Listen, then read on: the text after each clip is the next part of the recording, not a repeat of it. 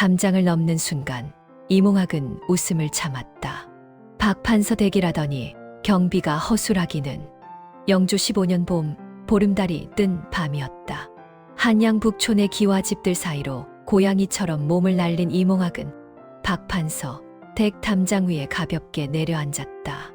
35 나이 한양에서 10년을 도둑질로 먹고 산 그에게 양반집 담장은 그저 낮은 문턱일 뿐이었다. 삼경이 지나기 전에는 빠져나가야 해. 이몽학은 품 안의 비수를 만지작거리며 주변을 살폈다. 사랑채에서 희미한 불빛이 새어나오고 있었다. 아마 밤늦게까지 글을 읽거나 술을 마시는 양반이 있는 모양이었다. 안채 쪽은 조용했다. 부인들과 하인들은 모두 잠든 시각이었다. 곳간은 저쪽이겠지.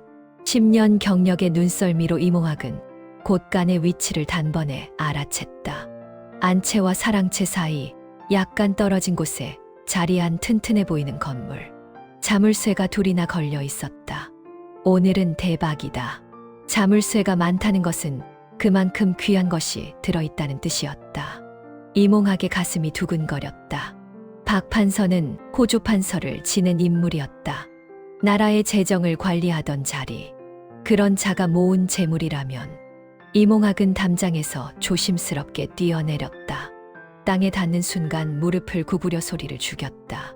그리고 어둠 속을 미끄러지듯 움직여 곳간 앞에 섰다.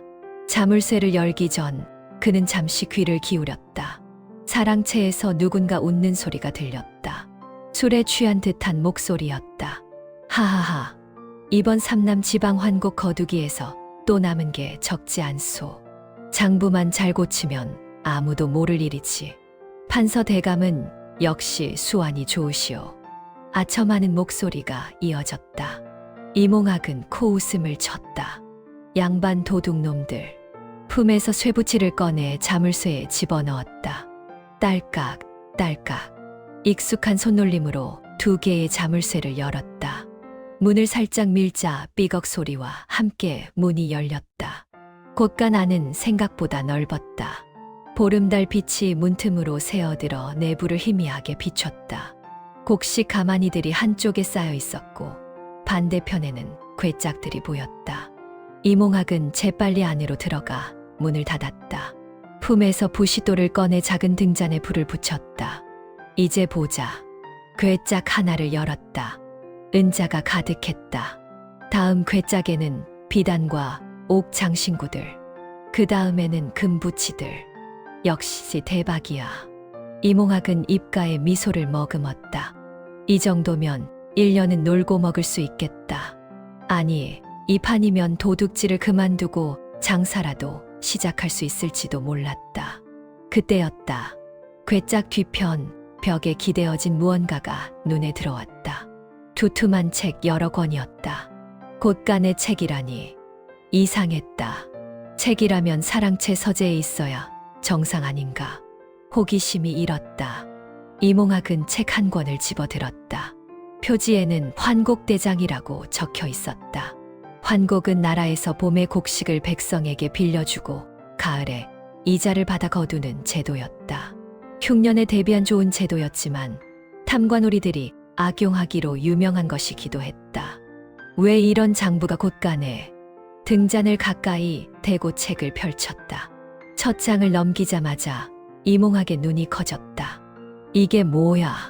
장부에는 빼곡한 숫자들이 적혀 있었다. 그런데 이상했다. 같은 마을, 같은 백성의 이름이 2번 적혀 있었다. 하나는 붉은 글씨, 하나는 검은 글씨. 이건 이중장부. 붉은 글씨는 실제로 거둬들인 곡식의 양, 검은 글씨는 조정에 보고한 양. 그런데 검은 글씨의 숫자가 붉은 글씨보다 훨씬 적었다. 이몽학은 다른 장부들도 서둘러 펼쳐봤다. 모두 똑같았다. 삼남 지방, 경기 지방, 심지어 함경도까지. 박 판서가 관리하던 모든 지역의 환곡 장부가 조작되어 있었다. 이 계작이 백성들에게서 많이 거두고 조정에는 적게 보고하고 그 차액을 자기가 챙긴 것이었다. 게다가 일부 장부에는 빌려준 적도 없는 백성들의 이름이 적혀 있었다. 유령 채무자. 이들에게서 받았다고 거짓 보고를 해서 그 돈을 횡령한 것이다.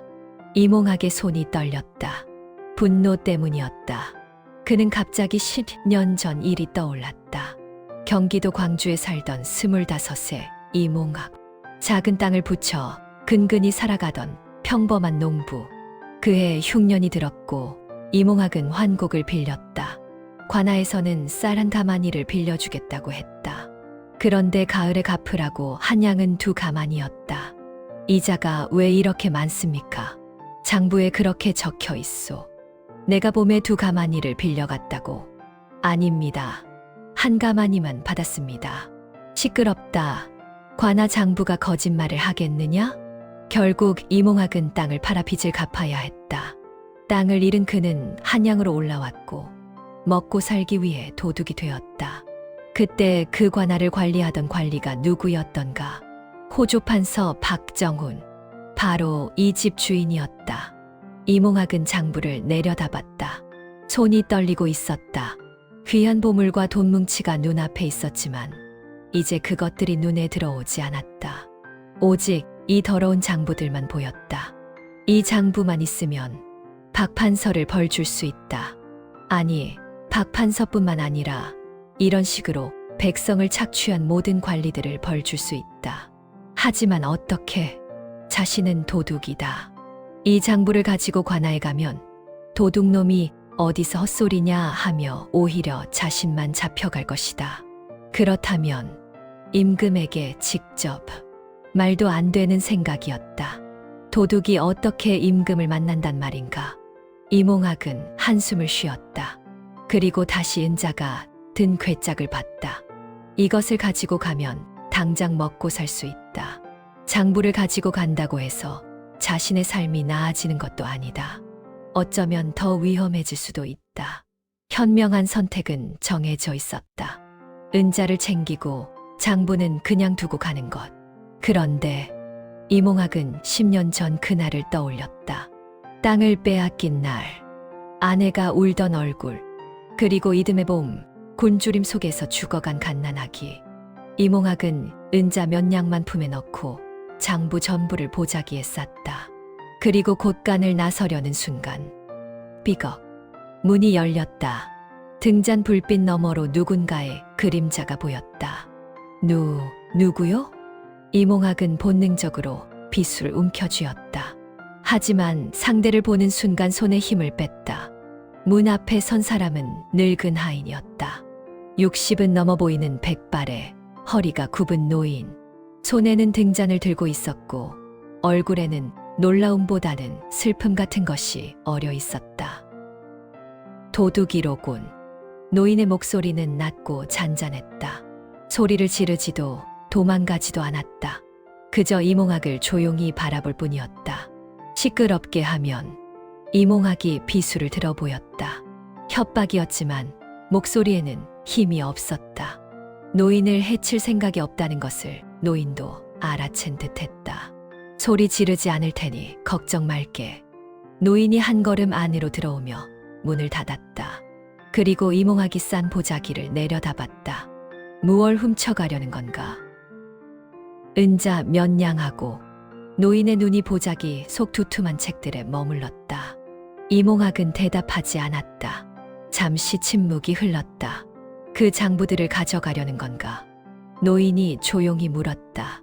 이몽학은 경계심을 늦추지 않은 채 고개를 끄덕였다. 당신이 알바 아니오? 아니, 궁금해서 그러네. 은자가 저렇게 많은데 왜 장부를 가져가는가? 노인의 목소리에는 비난이 없었다. 진짜로 궁금한 듯 물었다. 이몽학은 잠시 망설이다가 입을 열었다. 그 장부에 적힌 대로라면 저 양반이 백성들한테서 얼마나 많이 빼앗아 갔는지 알 수 있소. 그래서 벌을 받게 할 수 있소. 노인의 눈에 무언가가 스쳤다. 놀라움 아니면 안도감. 자네가 어떻게 그걸 하려는가? 도둑이 관아에 고발할 수도 없는 노릇이고. 방법을 찾을 거요. 사실 이몽학도 확신이 없었다. 하지만 그냥 두고 갈 수는 없었다. 노인은 한참을 이몽학을 바라봤다. 그리고 갑자기 무릎을 꿇었다. 뭐 하는 짓이오? 이몽학이 당황해서 노인을 일으키려 했다. 하지만 노인은 고개를 조아리며 말했다. 부탁이네. 그 장부를 꼭 세상에 알려주게. 목소리가 떨렸다. 나는 이 집에서 30년을 종으로 살았네. 김석준이라고 하지. 처음 이 집에 왔을 때 박 판서는 그저 청렴한 선비였네. 하지만 벼슬에 오른 뒤로 변했어. 노인 김석준은 천천히 이야기를 이어갔다. 처음에는 작은 뇌물부터 받았지. 관례라고 했어. 모두가 다 하는 일이라고. 그러다 점점 커졌네. 환곡을 관리하면서부터는 아예 장부를 속이기 시작했어. 당신은 알고 있었소. 어떻게 모를 수 있겠나. 장부를 정리하는 것도 보관하는 것도 내 몫이었으니까. 김석준의 목소리에 자조가 섞여 있었다. 하지만 나는 아무것도 하지 못했네. 종의 몸으로 무엇을 할 수 있겠나. 말을 꺼냈다간 내가 죽을 뿐이야. 그렇게 30년을 살았어. 죄책감을 안고 자네가 그 장부를 가져간다면 나는 모른 척하겠네. 아니, 도와주겠네. 김석준이 고개를 들었다. 탁한 눈에 눈물이 고여 있었다. 작년 겨울 경기도 양주에서 환곡을 갚지 못한 백성 가족이, 일가족이 스스로 목숨을 끊었네. 아버지와 어머니, 그리고 어린 남매 둘. 그들이 갚아야 했던 환곡은 그들이 실제로 빌린 것의 3배였어. 이몽학의 주먹에 힘이 들어갔다. 그 가족의 이름이 여기 적혀 있네. 김석준이 장부 한 권을 가리켰다. 양주목 환곡대장. 그 가족뿐만이 아니야. 얼마나 많은 사람들이 이 거짓 장부 때문에 고통받았는지 나는 안 해. 모두 봤어. 하지만 아무것도 하지 못했어. 노인은 다시 머리를 조아렸다. 부디 이 장부를 세상에 알려주게. 그게 내가 죽기 전에 할 수 있는 마지막 속죄일세. 이몽학은 말을 잃었다. 자신은 그저 옛날 원한 때문에 장부를 가져가려 했다. 하지만 이 노인은 30년 동안 이 죄악을 지켜보며 살아온 것이다. 일어나시오. 이몽학이 김석준을 일으켰다. 내가 약속하겠소. 이 장부는 반드시 임금께 닿게 하겠소. 도둑도 한 번 한 말은 지키는 법이요. 김석준의 얼굴에 희미한 미소가 번졌다. 10년은 젊어 보이는 얼굴이었다. 고맙네. 정말 고맙네. 그런데 어떻게 하면 임금께 이걸 전할 수 있을까요? 이몽학이 솔직하게 물었다. 김석준은 잠시 생각하더니 말했다. 승정원이라고 아는가? 임금의 명령을 전달하는 곳 아니오? 그곳에는 신문고를 관리하는 관리들이 있네. 백성의 억울함을 듣는 곳이지. 신문고를 울려도 그 고발이 임금께 닿으려면 여러 관리들을 거쳐야 하네. 그 과정에서 박 판서의 손이 닿으면 묻힐 수 있다는 말이군요. 그래서 김석준은 목소리를 낮췄다. 임금께서 직접 행차하실 때를 노려야 하네. 임금께서는 가끔 창덕궁 밖으로 나가시지. 백성들의 생활을 살피시려고. 그때 상소문을 직접 올리는 게야. 그게 가능한 일이오? 쉽지는 않지. 호위 군사들이 막을 테니까. 하지만 불가능하지도 않아. 임금께서는 백성의 말씀을 듣고자 하시는 분이시니. 이몽학은 고개를 끄덕였다. 알겠소. 그럼 언제 임금께서 행차하시는지. 이틀 뒤 임금께서 종묘에 참배하러 가신다고 들었네. 그때가 기회일 거야. 이틀. 짧은 시간이었다.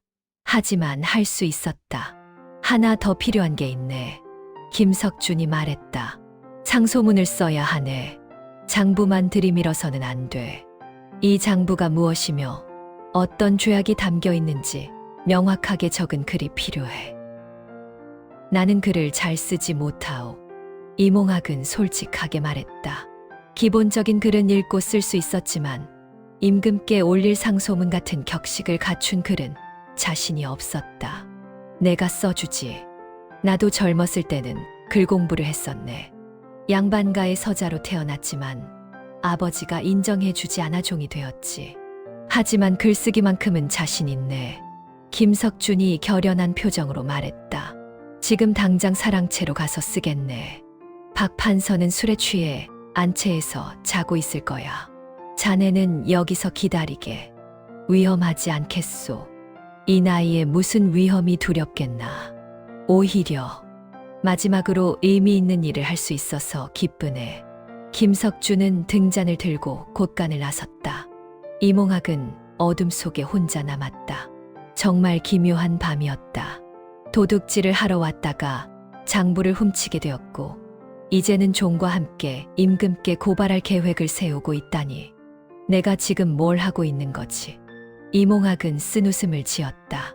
하지만 후회는 없었다. 약 1시경 후 김석준이 돌아왔다. 손에는 깔끔하게 쓰인 상소문이 들려 있었다. 다 썼네. 여기 박 판서의 죄목을 명확히 적었고 증거로 이 장부들을 제시한다고 했네. 그리고 김석준은 잠시 머뭇거렸다. 상소인의 이름을 적어야 하는데 자네 이름을 쓸 수는 없지 않은가. 도둑이라는 게 드러나면 신빙성이 떨어질 테니. 내 이름을 적었네. 김석준, 박정훈 판서 대개종. 그러면 당신이 위험해지지 않겠소. 어차피 박 판서가 파직되면 나도 신문을 받을 거야. 내가 장부를 관리했으니까. 차라리 내가 고발한 것으로 하는 게 나아. 하지만 괜찮네. 이미 각오했어. 김석준이 상소문과 장부를 보자기에 다시 쌌다. 이제 가게. 이틀 뒤 종묘 앞에서 기다리겠네. 혹시 모르니 내가 직접 상소를 올리는 게 나을 수도 있어. 당신이 나타나면 박 판서가 눈치챌 수 있어. 내가 하겠소. 그럼 자네가 상소를 올리되 상소인은 내 이름으로 되어 있으니 만약 신문을 받게 되면 나를 찾으라고 하게. 이몽학이 보자기를 들었다. 묵직했다. 은자의 무게가 아니라 그 안에 담긴 백성들의 한과 노인의 30년 죄책감의 무게였다. 고맙소, 김서방. 고맙기는 나야말로 자네에게 고맙네. 도둑한테 구원받을 줄이야. 두 사람은 잠시 서로를 바라봤다. 도둑과 종, 양반 사회의 가장 밑바닥에서 사는 두 사람이 이 밤에 가장 큰 반역을 꿈꾸고 있었다. 가게, 담장 넘을 때 조심하고. 이몽학은 곳간을 나섰다. 김석준이 뒤에서 조용히 문을 닫았다. 달빛 아래 이몽학은 다시 담장을 넘었다. 오늘 밤 들어올 때와는 완전히 다른 마음으로. 도둑이 아니라 고발자로. 이틀은 빠르게 지나갔다. 이몽학은 남산 기슭의 허름한 움막에 숨어 지냈다. 장부와 상소문을 품에 꼭 안고 밥도 제대로 먹지 못했다. 마침내 그날이 왔다. 영조 15년 4월 17일. 임금이 종묘에 참배하러 가는 날. 이몽학은 새벽부터 종로 거리로 나갔다. 거리에는 벌써 임금의 행차를 보려는 백성들이 모여 있었다. 옷이 멀리서 나팔 소리가 들렸다. 비켜라, 비켜라. 군사들이 길을 정리하기 시작했다. 곧 행렬이 나타났다. 금군들, 신하들, 그리고 중앙에 영조가 걸어오고 있었다. 임금이 가까이 왔다. 지금이다. 대왕마마. 이몽학이 소리치며 앞으로 나섰다. 서라. 금군들이 즉시 창을 들어 막았다. 대왕마마, 억울한 백성의 상소를 받아주소서. 이 안에 탐관오리의 죄를 밝힐 증거가 있사옵니다. 이몽학은 무릎을 꿇고 보자기를 머리 위로 들었다. 잠깐, 영조의 목소리가 들렸다. 행렬이 멈췄다. 무슨 상소냐? 대왕마마, 호조판서 박정훈이 환곡을 속여 백성을 착취한 증거가 여기 있사옵니다. 너는 누구냐? 이몽학은 잠시 망설였다. 소인은 박 판서 대개종 김석준이옵니다.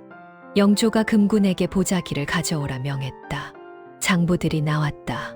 영조가 한 권을 펼쳐보더니 눈썹이 올라갔다. 이것이 이중장부인가. 영조의 얼굴이 굳어졌다. 몇 장을 더 넘기고 상소문도 읽었다. 30년 동안 이런 일이 벌어지고 있었구나.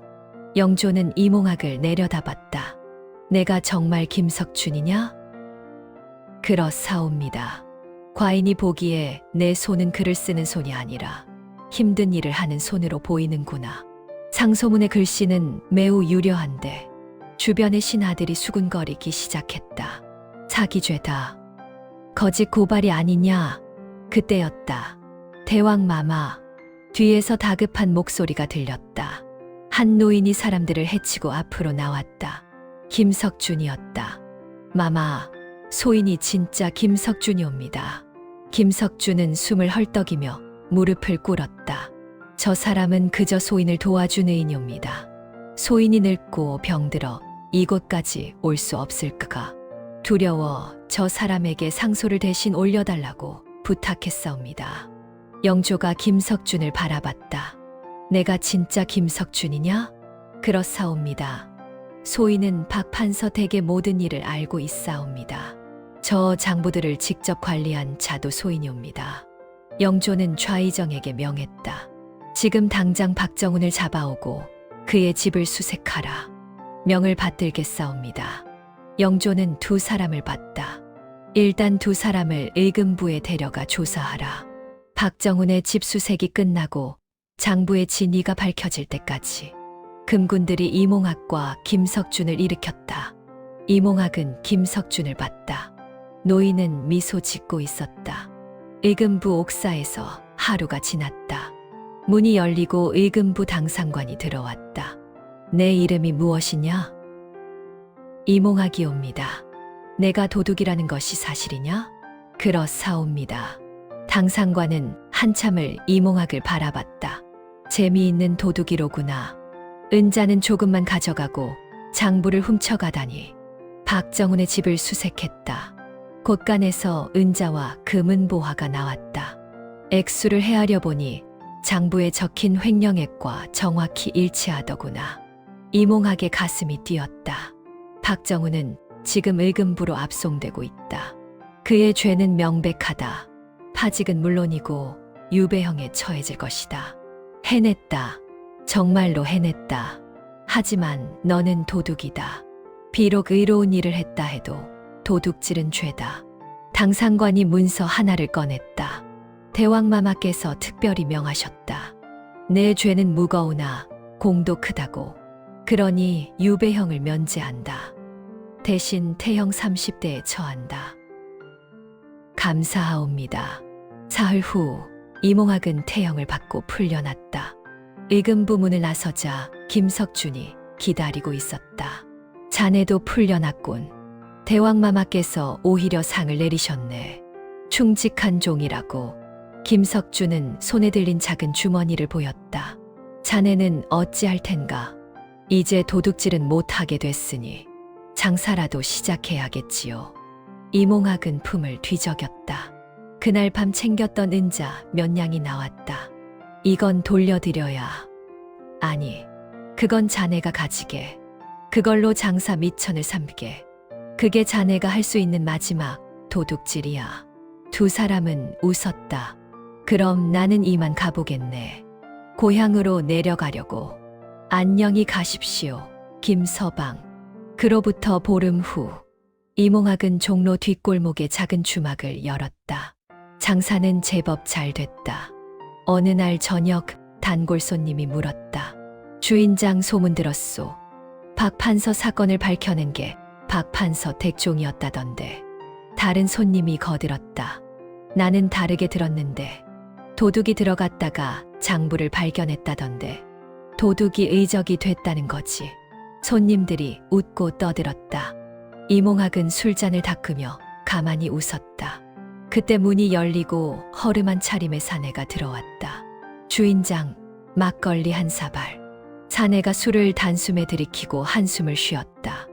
무슨 걱정이라도 다음 달 환곡을 갚아야 하는데 올해 농사가 안 좋아서. 이몽학의 손이 멈췄다. 환곡을? 예. 작년에 쌀 한 가마니 빌렸는데 갚으라는 건 두 가만이더군요. 어느 고을이요? 양주 관하여. 이몽학은 술잔을 내려놓았다. 박 판서는 잡혔지만 다른 탐관오리들은 여전했다. 사내가 돌아간 후 이몽학은 한참을 멍하니 앉아 있었다. 그리고 천천히 뒤편 창고로 갔다. 구석에 검은 보자기가 있었다. 펼치자 밧줄과 쇠붙이들이 나왔다. 도둑 연장이었다. 버리지 못하고 간직하고 있던 것들. 태형도 다 나았고. 양주 관하라. 거기까지는 하루면 되겠군. 그날 밤 주막문에는 사흘 후 돌아옵니다라는 팻말이 걸렸다. 한양 남대문을 빠져나가는 한 사내의 그림자가 있었다. 등에는 검은 보자기. 한양 제1의 도둑 이몽학은 다시 길을 나섰다. 이번에는 은자가 아니라 또 다른 장부를 찾아서